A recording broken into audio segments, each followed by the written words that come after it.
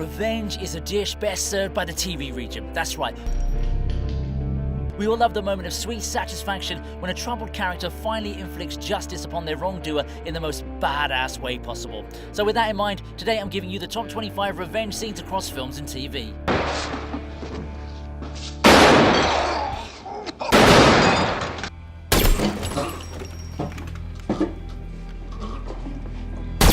Denis Villeneuve is one of the few directors of the modern era who truly understands what cinema's supposed to be. Just look at the roster of films he's directed. Arrival, Prisoners, Enemy, Dune, and of course the much-awaited Dune 2. One film that doesn't nearly get enough love is Sicario, which is probably one of the most brutal films I've ever seen by a mainstream director. The revenge scene where Alejandro offs Alarcon's wife and sons in front of him right before taking his life too was such a daring moment from a directorial perspective. I don't know many people who would have had the guts to kill off a family which included 2 kids. Maybe it's because Denis is French. Back to the scene though, I'd say Alejandro's moment was a truly poignant one that came full circle since he did this to avenge his own family. You know, every goddamn villain always tries that "it wasn't personal, it was just business" line, but that makes it more insulting. You're basically telling a vengeful badass your family meant nothing. Their entire lives were just boxes to check on a to-do list one day. Like, even if Alejandro was considering mercy for the wife and kids, Alarcon pretty much signed off on their graves too with that line. The grieving lawyer. Your wife. You think she'd be...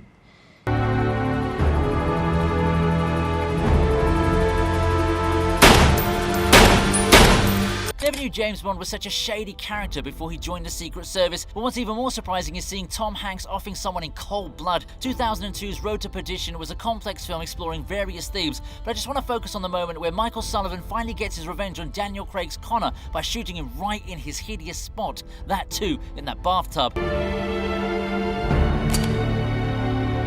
The dynamic of this scene is presented in a very stylish manner as we see Sullivan calmly going about his business right until he finally pulls the trigger. Normally you'd expect something brutal and filled with rage, especially if you consider the fact that Connor took the lives of Sullivan's wife and one of his sons. However, the actual assassination isn't even shown on screen, and all we have to go by is the reflection on the door's mirror as it slowly creaks after Sullivan leaves. What's even more shocking is that Connor is kind of like a pseudo-brother to Sullivan, so that just makes the whole thing a lot more messed up. Still, I feel this had much more of an impact than a standard revenge scene, and I've really got to give it to Sam Mendes for pulling off such an amazing sequence.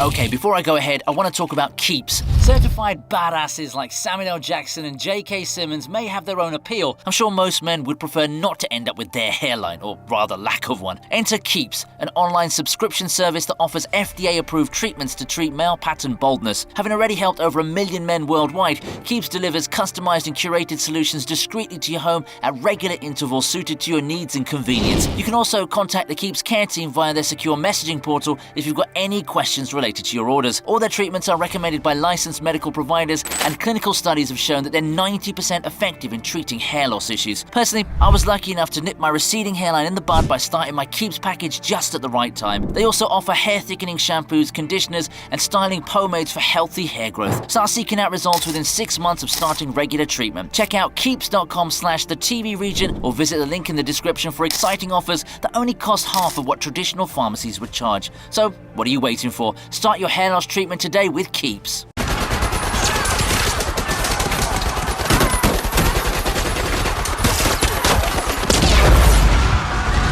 I still maintain that Inglourious Basterds is Quentin Tarantino's best film since Pulp Fiction, and I'm sure that you'd agree with me.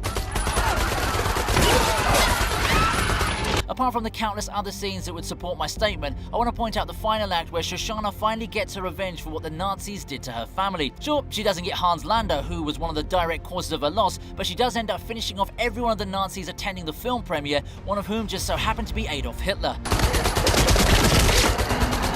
What really works over here is the fact that you'd never believe someone like Shoshana would be able to pull off such a drastic moment of vengeance. She doesn't look like the kind of girl who would stand up to so many powerful men, but the power of loss does strange things to a human being, and her meticulous plan finally comes to fruition, even though she may not have been alive to see it firsthand.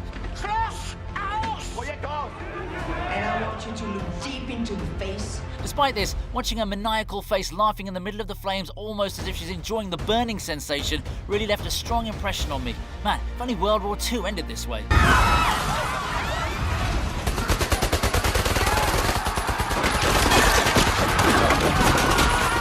this. Please.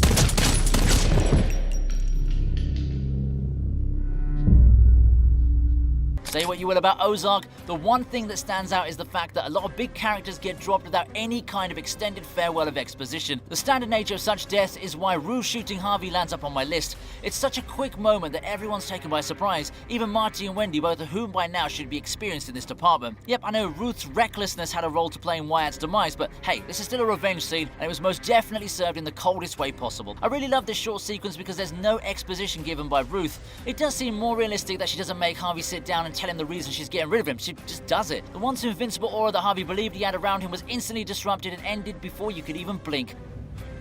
I used to love to hear you fucking talk.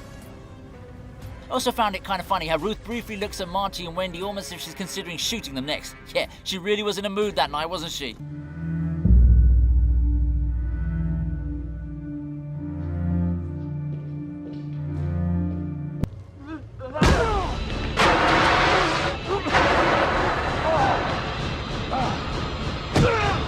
Let me just say that while this scene is brutal and way too torturous a way for someone to bite the dust, Krug most definitely deserved it. Well, you should pick a hell of a time to grow some balls. After what he did to poor Mary, it was only a matter of time before her parents John and Emma took matters into their own hands. Carrie, you! Now, there's a lot that happens before this revenge moment because it's basically John and Emma getting rid of Francis and Sadie, after which they paralyze Krug. However, what really stood out to me was the fact that even after rushing to the hospital to treat everyone's injuries, John comes back to the house and drags Krug's head inside a freaking microwave. How he got that device to operate even with the door open still amazes me, but it was the actual head explosion that shocked everyone to their core when they first saw this in the cinema halls. I can totally understand why John would do such a thing, because he is a father after all, and he'd never forgive anyone who'd make his daughter go through an ordeal like that. The way he walks off while Krug is still getting microwaved is a stoic moment if you ask me. See, this is why I don't have a microwave at home. Wait, this is a reason for me to actually get one, isn't it?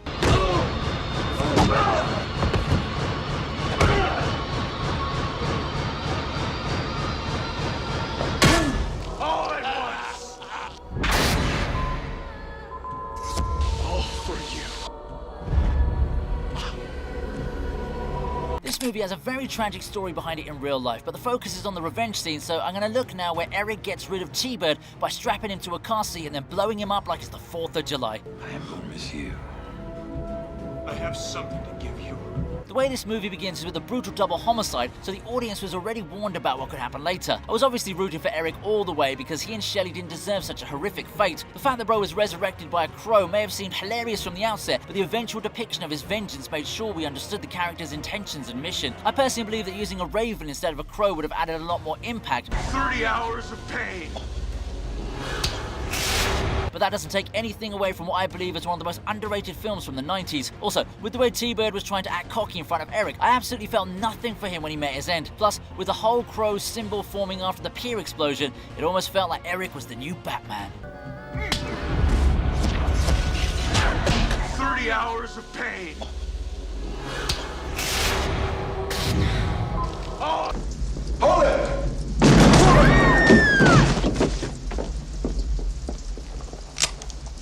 Let me get this straight. There's a version of Morgan Freeman where he doesn't look as old as he does now. Honestly, I thought bro had the same face ever since he came out of his mother's womb. Misfire. Kill us, bitch.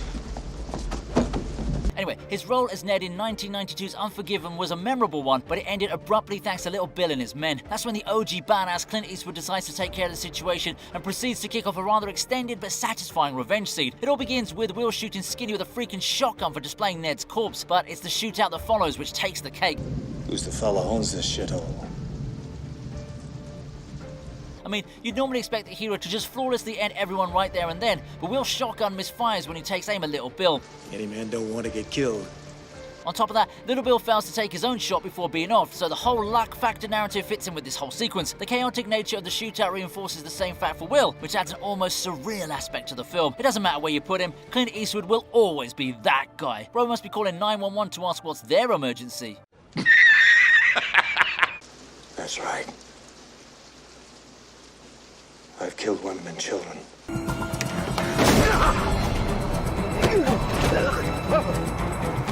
Hello, Arthur Mitchell.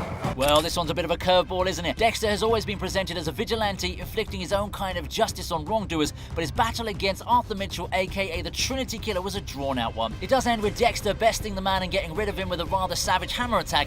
I should have fucking killed you when I had the chance. But the weirdest thing here is that Bro doesn't even know he's getting revenge for what Arthur did to Rita. On a side note, this is a public service announcement to everyone to just please check if you have your ID on you before leaving for the airport. So what do you want? I want you to disappear from my life.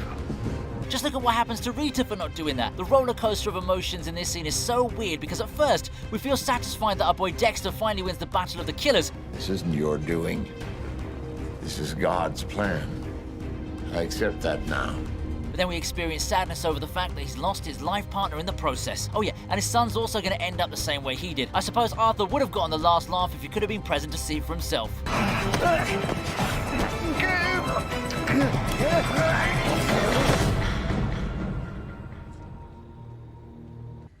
I believe it. But it's not gonna save you. If Brian Mills is telling you that he has a very specific set of skills that will allow him to track you down and take your life, then you better think of a better response than good luck. Obviously, Liam Neeson will always end up saving his daughter, and the finale to 2008's Taken was a tense finish. We get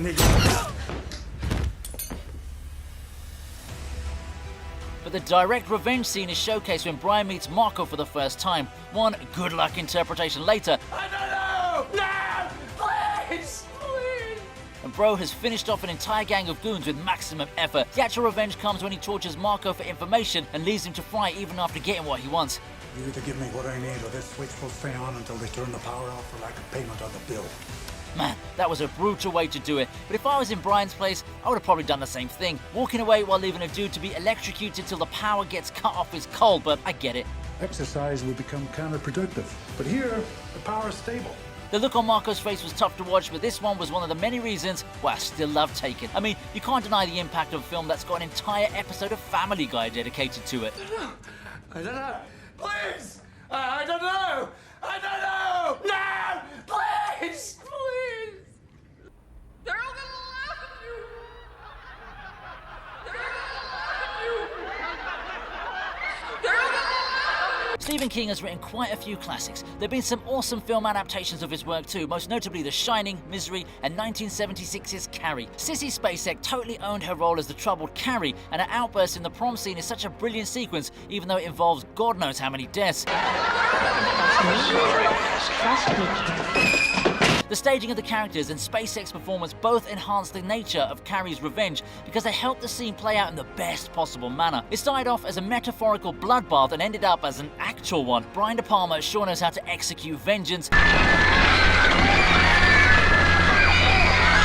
And even though I'm a bit suspicious of the fact that Tommy died from a bucket to the head, it still served as the perfect trigger for Carrie. She had finally started to feel accepted by her peers and it all came crashing down on her. Man, it really is a sad, tragic moment. But yeah, I do want to give props to the stunt coordination team because the way some of these characters bit the dust wouldn't have been easy to pull off. Bullying's always something that everyone should avoid, and this scene may be an exaggeration but does offer a lot of insight into what it does to the victim's mindset.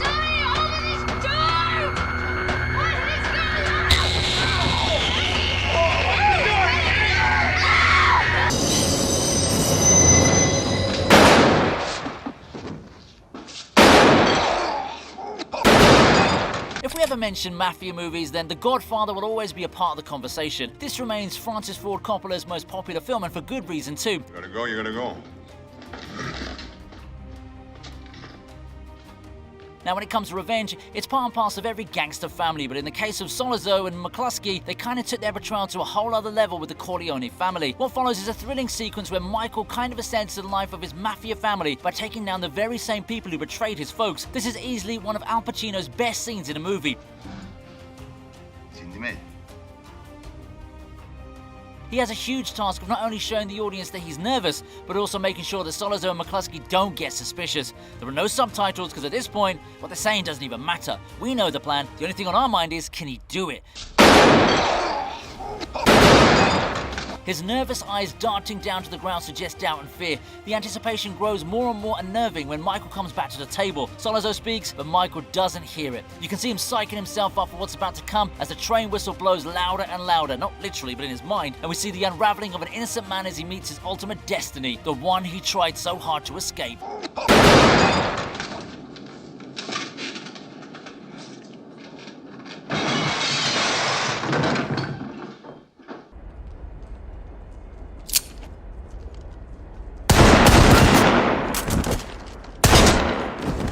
It's amazing to see how a character who was initially just supposed to be a one-off dude has now become one of the most memorable faces from the Breaking Bad universe.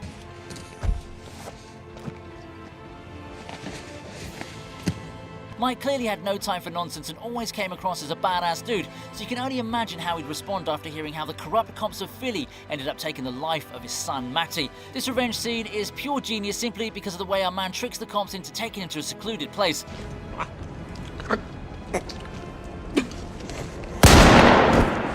Let me tell you something, it ain't easy acting drunk without looking fake or goofy. Mike pulls it off with finesse and went on to give Hoffman and Fensky what they really deserved. I mean, come on, you can't just off one of your own over the mere suspicion that he might rat you out for your bribes. If that was the case, then dudes like Gunner and Tekashi 6ix9ine wouldn't be alive right now. Anyway, kudos to Mike for pulling off such an amazing trick and finishing the job in cold blood. At this point, it's kind of like his brand identity to do so.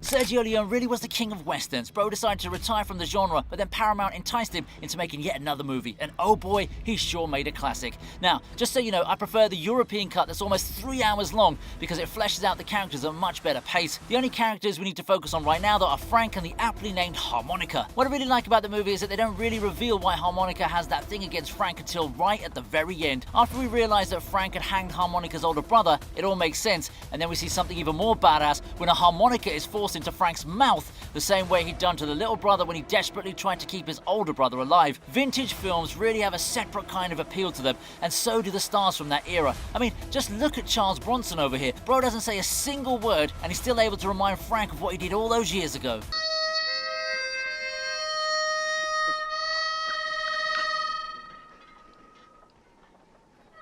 They're going back to the Citadel. They know it's undefended. I still maintain that the OG Mad Max films are better, but that doesn't mean that Mad Max Fury Road is a bad movie. They had great action sequences that served as complete entertainment and gave us a very well written villain in Immortan Joe. That's mine. Even though we're made to understand his situation and his ailments, we also see the dark side to his rule as he withholds necessities like water and pushes women to make babies with him. Thank God he never got to raise a worthy heir, because he isn't the perfect father figure to follow. The main reason why Furiosa's vengeance lands so high up on this list is because of the action sequences that lead to Immortan Joe's eventual demise. There were some cool fight sequences coming from Max and Furiosa, building up to Joe getting his life support system ripped off his freaking face, and I totally loved the savagery on display. This dude had it coming, you know, so nobody felt bad about seeing him go in such a horrible manner. That face mask really must have been something, eh? I mean, for a certain time, even Christopher Nolan had us thinking that Tom Hardy had a similar dependency on face coverings.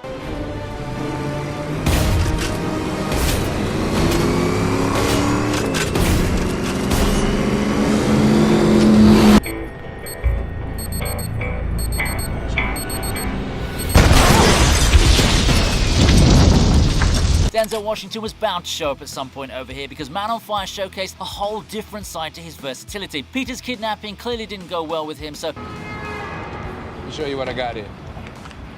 See this? This is a Charger. He decided to give the getaway driver a piece of his mind with suppository bombs. The humiliation with which Bro violates the man is worse than any kind of Andrew Tate dialogue would have inflicted. 2 bags, too, but one.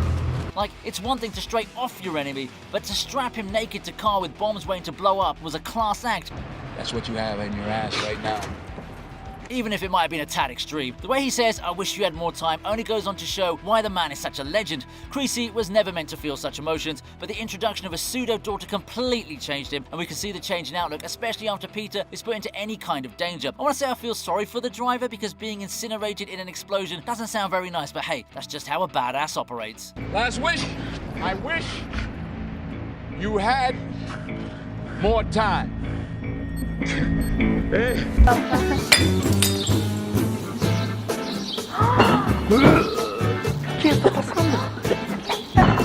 It's top 10 time, so let's kick things off with a fan favorite. Gus Fring may have been a villain, but I swear he got a lot more love than a lot of heroes do in their lifetime. I mean, I found Skylar more of an antagonist than him. At least Gus wanted to make money and grow with Walt. Anyway, my focus here is when he finally gets his revenge on Don Eladio by poisoning not just him, but his entire crew as well. You gotta give props to the man for consuming the poison himself to prove it was safe, and then to puke it out in the classiest way possible. Like, how on earth do you make throwing up look appealing? Of course, it was all to get back at Don for what he'd done to his partner Max via Hector. Man, if you can pull off a plan like that with such flawless execution, it's hard to even condemn the fact that bro took part in a literal massacre. I love how Gus says nothing to Don when he's dying in his final moments. The thing is, he doesn't have to. Bro doesn't even look that angry. He's just like, "You're getting put down now," and you know exactly why.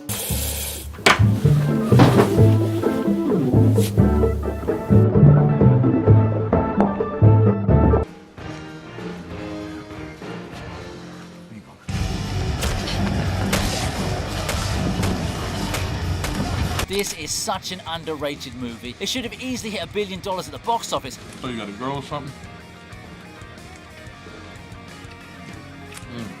I mean, think about it. You got one of the most badass dudes on the planet openly mocking the same justice system that he's using to get himself out of trouble. I got a few bros back home. Oh, yeah? You have a boyfriend in here, then. Law-Abiding Citizen is a brilliant movie, and I'd love to talk more about its premise, but I need to focus on revenge, which is in this case, the trigger event. Seeing Clyde torture Darby in such extreme fashion may seem inhumane to some, but when you consider the fact that the victim had taken the lives of the culprit's wife and daughter while forcing him to watch the ordeal, your sympathy kind of fades away now, doesn't it? You should never underestimate the power of a grieving father, and this scene accurately showcases it. I love how Clyde is perfectly controlling his emotions and making sure they don't get the better of him, because at the end of the day, his plan depends on his composure. Gerard Butler is actually a pretty good actor.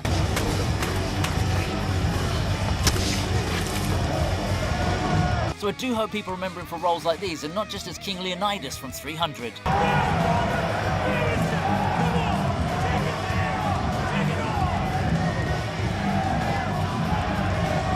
Anything you want. I want my father back, you son of a bitch.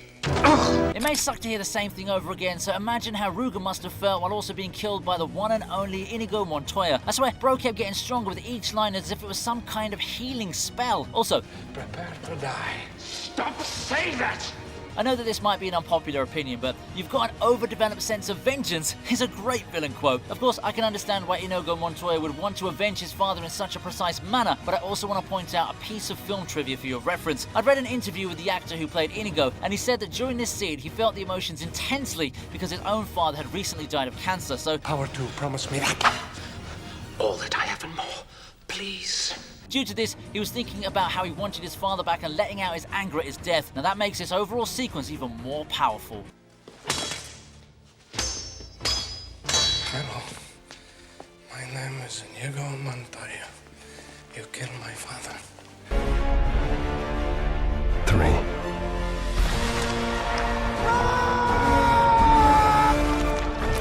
For all the X-Men lovers out there, it's not much of a task to understand why Magneto turned out the way he did, because the world never really gave him a chance to find love. Dealing with tragedy and loss had become almost a daily activity for Eric. He's Eric. And nothing would have affected him more than losing his own mother. The culprit behind this was Sebastian Shaw, so all of us were expecting some kind of payback for what happened. 3. Well, it didn't go as smoothly as Magneto would have wanted, but with a little assist from Charles Xavier, Bro managed to flip the coin and pass it through his enemy's head. Professor X may have also had to deal with the pain for a bit, but it was Shaw who never recovered from it. It was brutal and cold, but at the same time, it was also expected and somewhat deserving.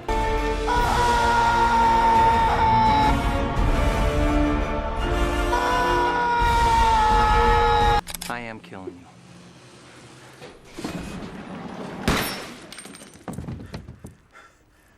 This scene has got to have the record for the most headshots within a span of like 2 minutes.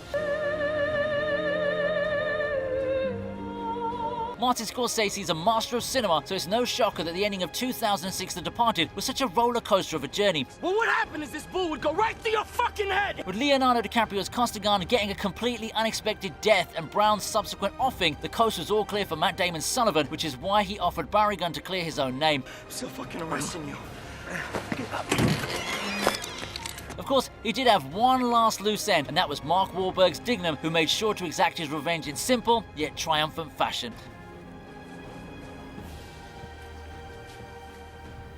It was way too much for the audience to take in, and I also like the symbolic depiction of a rat at the end of the film to signify how the film's whole theme unfolded. This is the exact opposite of a typical Hollywood ending, and I love it for that very reason. Okay.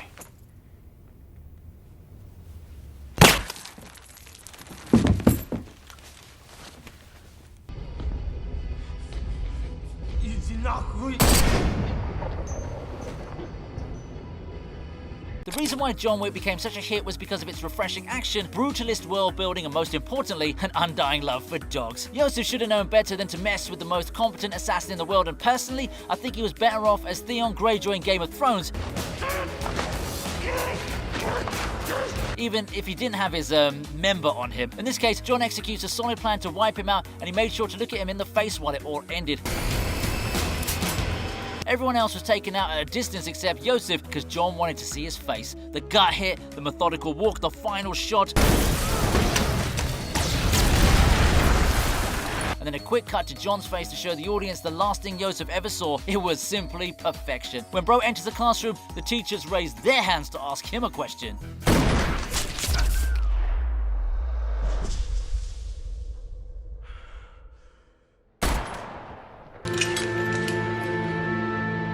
Shit.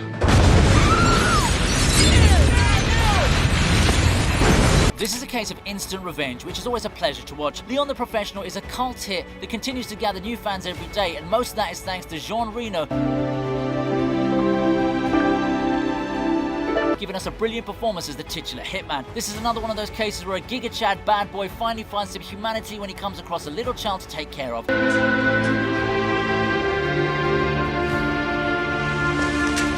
In this case, it's Matilda, so Leon makes sure to leave her with a happy future as he takes down Stansfield right after he shoots him in the back. The detailing of the scene is pretty good, especially with the grenades only going off when Leon releases the pressure and it all goes kaboom. It's a tragic scene because we're all hoping for Leon to guide Matilda moving forward, but I guess we'll just have to do with an explosion to get rid of her tormentors. This is from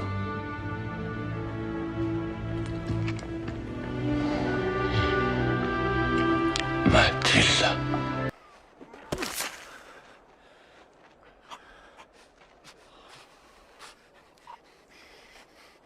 You can't just kill Maximus's family and hope to get away with it. Just ask Commodus. He drew a lot of hatred from fans, but that just goes on to show how good of an actor Joaquin Phoenix is. The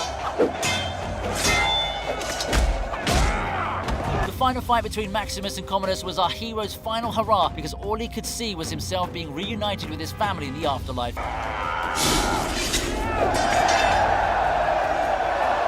Watching the evil king struggle for his life in his final moments was oddly satisfying to watch, and I like how Maximus makes sure he takes full advantage of the moment, not just to finish off Commodus, but also to rework the politics of the Empire. This is what a true hero aspires for his people.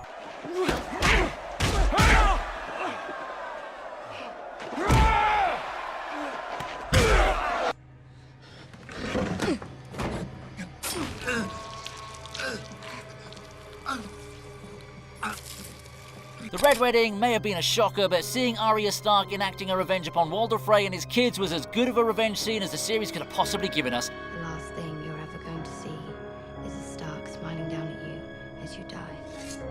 The impact of losing family members is obviously bad, but to see Arya rise from a trauma and strike Frey off a list truly showcased her development as a character. It was such a shame that they couldn't continue with her in the same way, but I guess we just need to take the W's as they come. Man, it sure felt wrong to see such a young girl slitting the throat of an elderly man, but the situation warranted it, so I have no issues. You're not one of mine, are you? No, my lord. Didn't think so. Too pretty.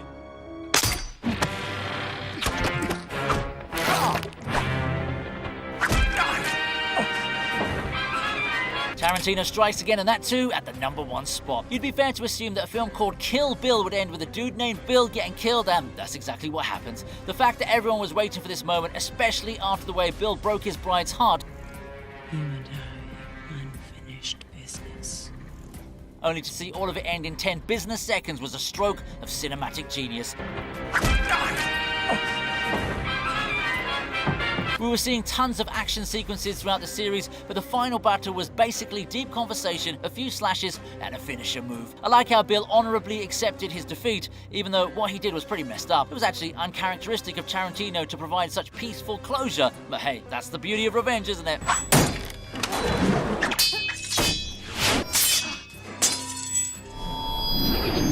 I hope you like this video. Please subscribe to the TV Regent, and here's another video that I know you're going to enjoy.